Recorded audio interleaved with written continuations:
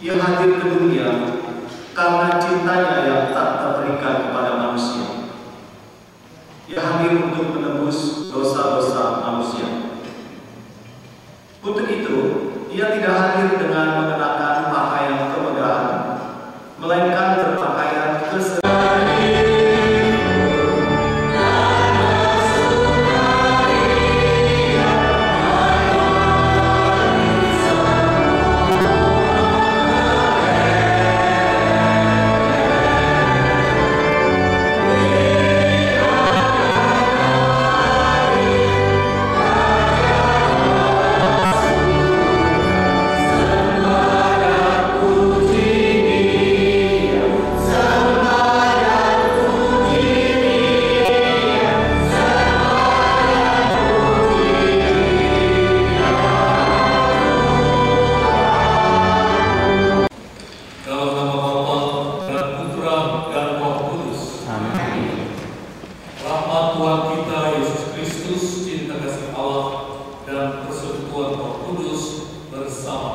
Dan bersama Roh juga.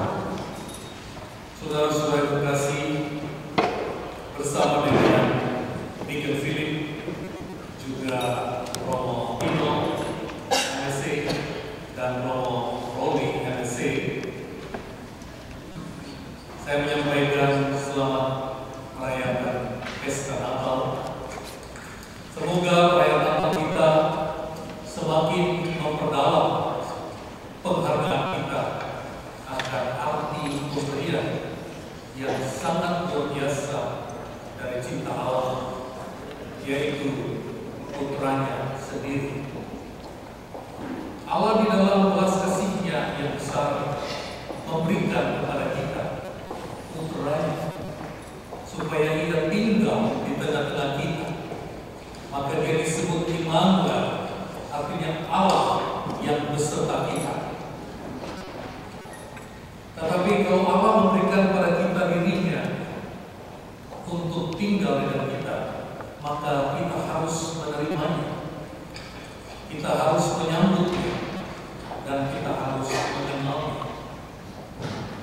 Hendaknya kita sungguh menghayati arti dari pemberian yang luar biasa ini. Di dalam perayaan Ekaristi ini, kita juga mohon agar kita dikuatkan dan tidak menjadi takut menjadi seorang terhina, tidak menjadi takut dan kecil hati karena kita pengikut Kristus, tapi sebaliknya kita harus bangga dan berani mengekspresikan bahwa kita orang Kristen. Dengan rendah hati mari kita memulai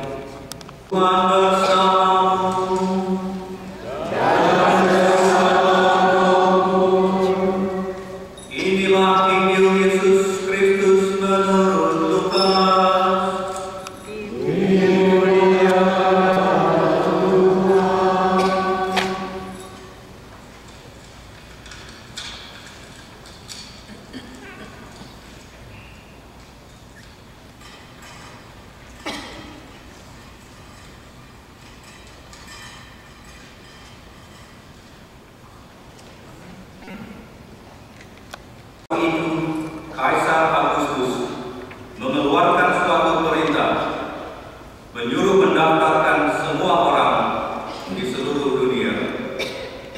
Inilah pendaftaran yang pertama kali diadakan sewaktu Quirinius menjadi gubernur di Syria. Karena itu, pergilah semua orang mendaftarkan diri masing-masing di kotanya sendiri. Demikian juga Yusuf pergi dari kota Nazaret di Galilea ke Yudea, ke kota Daud yang bernama Bethlehem, karena ia berasal dari keluarga dan keturunan Daud, supaya didaftarkan bersama-sama dengan Maria, tunangannya yang sedang mengandung. Ketika mereka berada di Bethlehem, tibalah waktunya bagi Maria untuk bersalin, dan ia melahirkan seorang anak laki-laki, anaknya yang sulung. Lalu dibungkusnya anak itu dengan dalam palungan, karena tidak ada tempat bagi mereka di rumah penginapan. Di daerah itu ada gembala-gembala yang tinggal di padang, menjaga kawanan ternak mereka pada waktu malam. Lalu berdirilah seorang malaikat Tuhan di dekat mereka, dan kemuliaan Tuhan bersinar meliputi mereka, sehingga mereka sangat ketakutan. Kata malaikat itu kepada mereka, "Jangan takut, sebab sesungguhnya aku memberitakan kepadamu kesukaan besar untuk seluruh bangsa.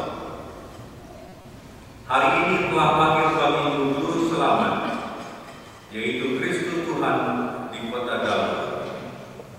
Inilah tandanya bagimu. Kamu akan menjumpai seorang bayi dibungkus dengan kain lambin dan terbaring di dalam palungan." Tiba-tiba tampaklah bersama-sama dengan malaikat itu sejumlah besar bala tentara surga yang memuji Allah.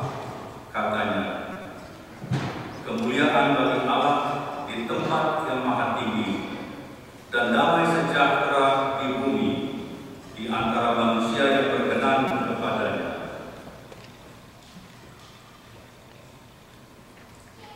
Berbahagialah orang yang mendengarkan sabda Tuhan.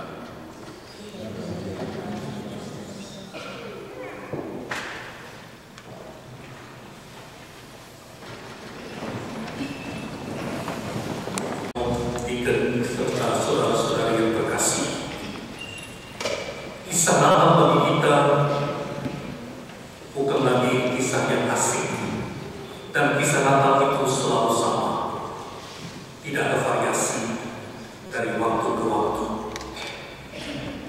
Semoga kita tidak pernah bosan dengan berkata itu lagi, itu lagi. Sebab kisah Natal yang disampaikan itu adalah kisah tentang kita, kisah tentang iman kita, kisah tentang kehidupan kita sebagai pengikut Kristus. Maka pesan yang disampaikan yang kita nantikan dalam setiap peristiwa Natal selalu aktual, tidak sama. Paus Fransiskus beberapa saat sebelum perayaan hari Natal menyampaikan satu surat yang panjang yang ditujukan kepada orang-orang Kristiani di Timur Tengah. Kita tahu bersama bahwa orang-orang Kristiani di Timur Tengah saat ini sangat menderita karena iman mereka. Mereka dikejar, mereka diusir, mereka diracak-racak, mereka ditangkap, mereka dibunuh. Dan berita yang terakhir, sejumlah besar wanita dan anak-anak dihabisi dengan kejam. Paus mengatakan satu pesan Natal kepada umat Kristiani di seluruh dunia, khususnya mereka yang mengalami derita, yaitu jangan takut mengakui imanmu, jangan malu menjadi pengikut Kristus, jangan menyembunyikan imanmu karena engkau takut, tetapi sebaliknya kita harus bangga akan iman kita. Kita bersama-sama dengan Tuhan, dan Tuhan bersama dengan kita. Dan hal ini sudah dihayati oleh penulis kitab Mazmur 23. Dikatakan, sekalipun aku berjalan dalam lembah kekelaman, aku tidak takut bahaya, sebab Tuhan besertaku. Raja Daud yang menulis Mazmur ini bukan hanya berkaya,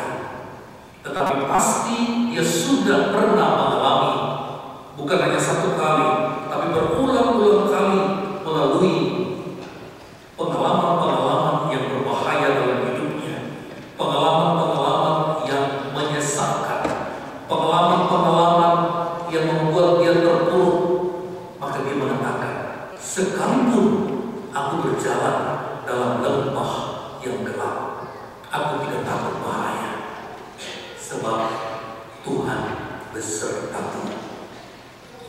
Dikatakan di situ justru di saat-saat yang paling kritis, di saat-saat yang paling berbahaya, Tuhan ada dan amat dekat dengan kita. Dan Dia dekat dengan kita bukan karena kita ini orang yang suci atau baik, tetapi karena Dia yang baik, karena Dia penuh dengan kasih setia. Dalam Injil hari ini kita mendengarkan para malaikat datang membawa kabar Natal kepada para gembala. Dan ketika para malaikat itu hadir dengan kegemilangan surgawi, para gembala ini ketakutan. Tidak tahu seperti apa ketakutan mereka, tapi Kitab Suci mencatat mereka sangat takut dan gentar. Maka malaikat menyampaikan kata yang pertama, yaitu jangan takut, sebab aku membawa kabar gembira bagimu. Dalam Kitab Suci, kalau kita membaca, ada ratusan kali Allah menyampaikan pesan ini, jangan takut. Jangan takut akan hidupmu. Jangan khawatir akan hidupmu, sebab kekhawatiran tidak menambah sehasta pun dalam jalan hidupmu. Rupanya ketakutan ini menjadi momok yang sangat berbahaya bagi hidup kita. Maka pesan jangan takut menjadi sangat penting. Orang seringkali takut, maka ketakutan itu tidak memberikan keuntungan apapun, tetapi menimbulkan kerugian yang besar. Ketakutan membuat hati kita menjadi ciut. Ketakutan membuat cinta kita mati. Ketakutan membuat kepercayaan diri kita hancur. Ketakutan membuat juga kepercayaan kita pada Tuhan hancur. Saudara-saudara yang terkasih, kejahatan yang paling dahsyat saat ini dan paling global yaitu terorisme. Di samping kriminal-kriminal yang lain, terorisme menempati tempat yang paling utama. Karena terorisme adalah satu paham untuk menguasai suatu masyarakat atau suatu negara atau suatu kelompok dengan menyebarkan kengerian dan rasa takut. Dia sengaja menciptakan ketakutan di hati orang agar manusia menjadi lemah, agar manusia menjadi ciut untuk mudah ditundukkan dan dikendalikan menurut keinginannya. Maka lawan untuk menghadapi terorisme ini yaitu kita jangan takut, sebab tujuannya yaitu sengaja menciptakan rasa takut dengan rupa-rupa cara yang akan menggunakan itu, dengan sengaja memperlihatkan di dalam rekaman video bagaimana orang diiris lehernya, bagaimana orang dipotong tangannya, bagaimana orang ditembak kepalanya dengan jelas, bagaimana orang memiliki wajah yang tegang di saat mau mati. Itu sengaja untuk apa? Menyebarkan rasa ngeri. Sebab di dalam ketakutan manusia itu kehilangan daya juang, maka mereka pun akan menguasai. Maka pesan Sri Paus kepada dunia dan kepada kita sekalian dan kepada mereka yang menjadi korban, jangan takut, hadapi dengan berani. Seorang ahli mengatakan terorisme tidak cukup hanya dilawan dengan mengejar dan membunuh pelaku teror. Tetapi jangan tunduk kepada dia, sebab terorisme itu paling takut kalau dicuekin. Dan disinilah sebenarnya relevansi iman kita. Yesus bersabda di dalam Injil lain, janganlah kamu takut kepada mereka yang dapat membunuh tubuh, tetapi tidak dapat mengapa-apakan jiwa. Tetapi takutlah pada Dia yang dapat membunuh tubuhmu dan juga dapat melemparkan jiwamu di dalam siksaan selama-lamanya. Intinya bagi kita di sini dalam pesan hari ini, banggalah dengan imanmu. Jangan takut menjadi seorang Kristiani. Jangan takut mengekspresikan keyakinan itu.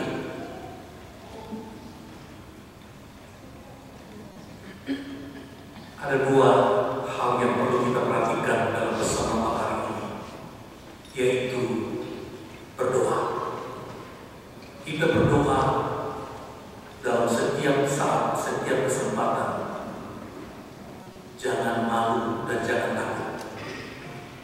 Demi kedua, usahakan agar kita menciptakan kesatuan. Jangan kita tercerai-berai. Tampillah berani sebagai seorang Katolik dalam hal kecil sampai dalam hal yang besar, dalam peristiwa-peristiwa yang biasa sampai pada peristiwa-peristiwa yang kritis. Jangan takut memperlihatkan iman kita. Pesan Paulus yang kedua kepada dunia, dia katakan dunia membutuhkan kelembutan. Kalau terorisme mempromosikan kekerasan, mempromosikan perang, berusaha menarik bangsa-bangsa masuk ke dalam peperangan, masuk ke dalam kebencian, perusakan, menggunakan kekerasan, bahkan agama untuk menakut-nakuti orang, maka kekristenan harus mempromosikan damai. Dan damai itu tidak bisa terjadi hanya dengan kita sebutkan damai, damai, damai. Damai dipromosikan pertama-tama dari diri kita dan dimulai dengan kelembutan hati, kelembutan sikap, kelembutan kata-kata. Kalau saya berbicara tentang kelembutan, bukan berarti lemah, tetapi yang dimaksudkan di sini yaitu gentleness. Dunia dan setiap manusia selalu rindu dan haus untuk diperlakukan dengan baik dan sopan. Manusia-manusia yang diperlakukan dengan gentle, dia cenderung menjadi baik.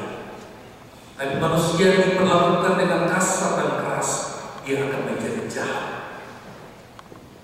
Manusia yang diperlakukan dengan respect dan diperlakukan dengan hormat, dia akan juga menjadi manusia yang bisa respect dan menghormati sesama.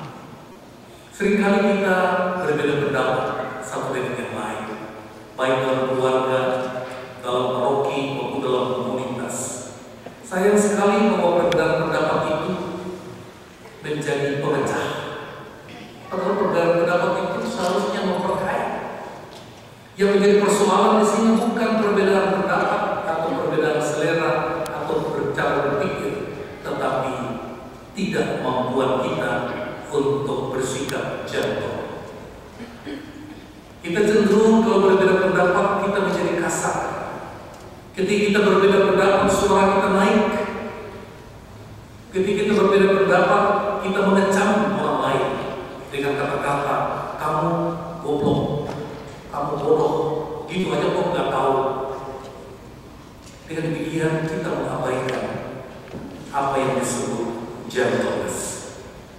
Maka kita perlu belajar dalam Natal yang dipesankan oleh Paulus.